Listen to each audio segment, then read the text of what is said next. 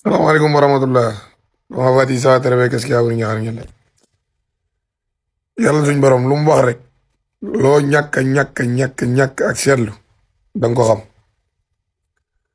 bu yalla ne la am la anna jahannama min al jinnati wan nas dina fessal sawara ci digënté nit ak jinné am dama seetlu légui damay xol TikTok bi ay heudi ñass borom xam-xam yoy ay Cheikh Mamadou Rafay ñoo xam ne ay kon Sëñ Sàmbay lañ yor ñoo xam ne alxuraan rek lañuy teg ñoo xam ne wax yonent bi rek lañuy leeral maam pour nga gis ci ko am 100 000 abonnés rek problème la dem fekk koo xam ne sëñ bi ay saaga jëw fen rambaaj maam xeet yooyu rek lay jàllale maam mu fees dell ak ay abonné te li gën a garaaw mooy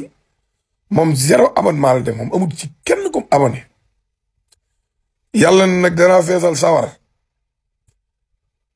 te jullit ñi niñ bëree te yàlla waxul danaa feesal àjjana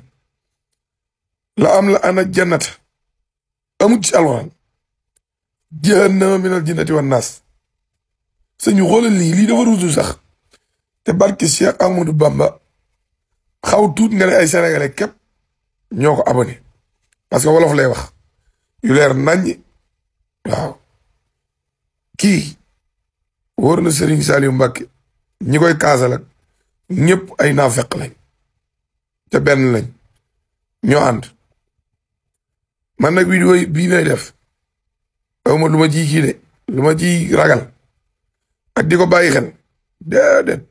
boo doon dugg ci kaw asamaan si ak a ñëw ak yàlla xam na ne li ma la wax naa la ko la la waa ji waxoon rek waaw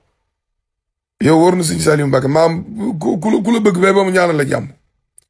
yow Adamo te suñu borom wàññi la maam kuy alku boo koy wër dëgg jàppal te lii ngay def nii ku ci ànd ak yow am naa fekk la ak kum man di doon nag maam ñi nga xam ne dañoo siiw doon ay borom yi tur di siq ak yow jàmm te waxuñu la dëgg ñoo gën a naa fekk ci adduna bi